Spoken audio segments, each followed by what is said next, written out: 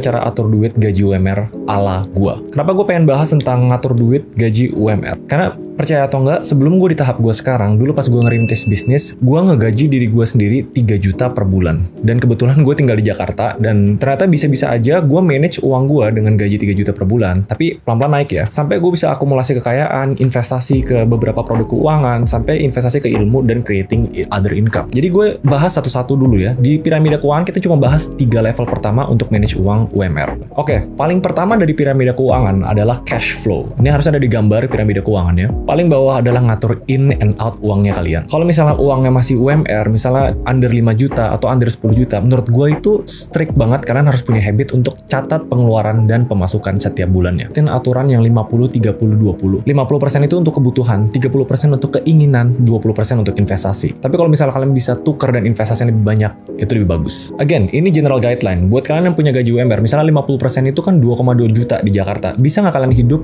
per bulan dengan 2,2 juta? Bisa banget. Kebetulan waktu itu kalau gue mau hemat-hematnya, cost per bulan di Jakarta itu bisa dapat 1 sampai 1,5 juta per bulan. Lalu kebutuhan yang lain apa? Mungkin transportasi dan makan. Jadi kita agak strict di sini, kita nggak boleh terlalu punya lifestyle yang lavish. Tapi coba mulai bangun habit ngeporsiin budget keluar duitnya berdasarkan aturan-aturan ini nih. Kebanyakan orang mikir langsung, oke, gue duit investasi, gue langsung taruh mana? Langsung invest ke saham, langsung invest ke mana? Ini bukan financial advice, karena perspektif gue dalam manage money adalah untuk create potential income. Gimana caranya kita punya income lebih gede lagi? Oke, step 1 versi gue untuk ngatur uang versi gaji UMR adalah catat pengeluaran pemasukan. Make sure kalian porsiin berdasarkan persentase-persentase keinginan, kebutuhan, dan investasi. Yang penting itu dulu. Jangan sampai pengeluaran lebih gede daripada pemasukan. Oke. Step 2 dari piramida keuangan itu adalah proteksi. Proteksi sebenarnya di sini gue ada 2 hal doang, yaitu siapin dana darurat. Dan yang kedua, kalau bisa siapin asuransi. Dan asuransi kesehatan tuh sekarang banyak banget yang affordable. Per tahun mungkin cuma berapa juta, atau per tahun bahkan ada yang beberapa ratus ribu. Cuma ini kan premi, kalian harus nyesuaiin dengan kebutuhan kalian masing-masing. Cuma dana darurat itu sesuatu yang harus wajib punya. Jadi dana darurat itu uang yang kalian simpen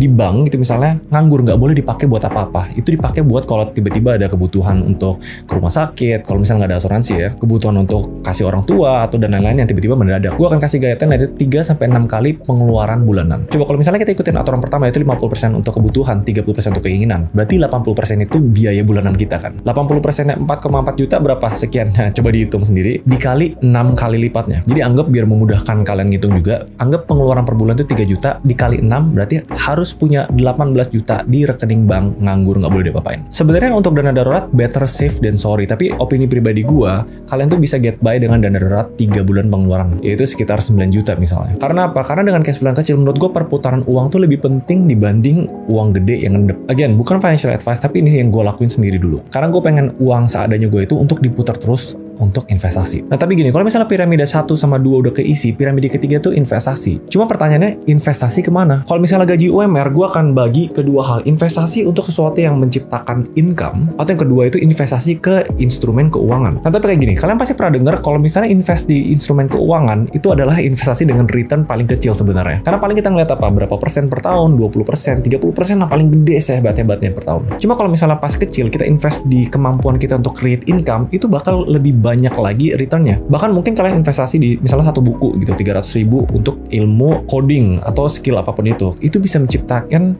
income untuk kalian puluhan bahkan ratusan juta di kedepannya. Oke, tapi alokasinya gimana? Anggap kan tadi kita punya 20% dari budget kita untuk investasi dengan gaji 4,4 juta. Itu lumayan gede loh, berarti per bulan kita ada sekitar 880.000 untuk kita investasiin. Opini pribadi gue, dari 880 itu menurut gue enaknya dibagi 50-50 biar gampang. Jadi apa? 440.000 dan 440.000. Cuma 440.000 untuk income itu apa?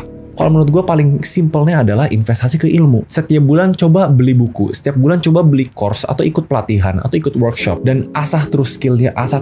Kalau misalnya kalian lebih berani, misalnya mau ngebangun bisnis, 400.000 itu dikumpulin misalnya 2 bulan jadi 880, or even 3 bulan jadi 1 juta sekian. Dan kalian bisa modalin bisnis kalian yang mungkin perputarannya adalah penjualan barang sifatnya mungkin makanan atau misalnya reselling atau misalnya dropshipping. Opini pribadi gue, untuk yang punya gaji UMR, menurut gue lebih bagus diputar ke sana. Loh kok, tapi kenapa kita harus taruh di instrumen instrumen keuangan. Karena gini, realitanya dengan investasi instrumen keuangan itu tuh lebih ke mindset dibanding ke return. Jadi mindset itu harus dibangun dari pas kita income sekecil mungkin, biar itu bisa compounding dan kita konsisten terus sampai income kita pas udah gede, kita taruh lebih banyak lagi. Dan sebenarnya menurut gue paling simple adalah kalian masukin ke reksadana. Reksadana itu instrumen keuangan yang di-manage oleh manajer investasi. Jadi analoginya tuh kalian lebih ke passive investing. Yang penting duit kalian itu nggak tidur dan kalian kebangun mindsetnya. And then on the other hand, kalau misalnya ditanya fokusnya harus kemana? Menurut gue 80% time and effort adalah untuk menciptakan income baru.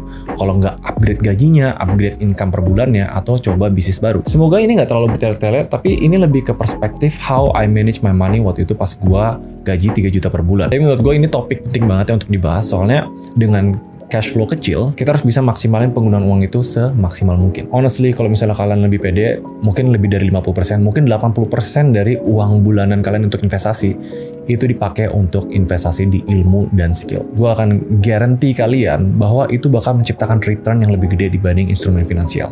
Tapi kenapa nggak 100% kok? Again, investasi adalah mindset. Jadi gimana caranya bangun konsistensi adalah memulai dengan uang kecil 110.000 atau bahkan 50.000. Itu bisa kita mulai invest di reksadana. Dan banyak aplikasi di luar yang kalian bisa pakai untuk mulai membangun habit dan mindset itu. Alright guys, I wish you guys all the best. Semoga yang punya income UMR di kota manapun bisa upgrade dan investasi di skill biar gaji kalian bisa naik, bangun side hustle, bangun bisnis. Tapi at the same time, jangan lupa pondasi keuangan dan jangan lupa investasi at least porsi kecil untuk instrumen keuangan to build the mindset. Alright guys, I guess I'll see you guys in the next video.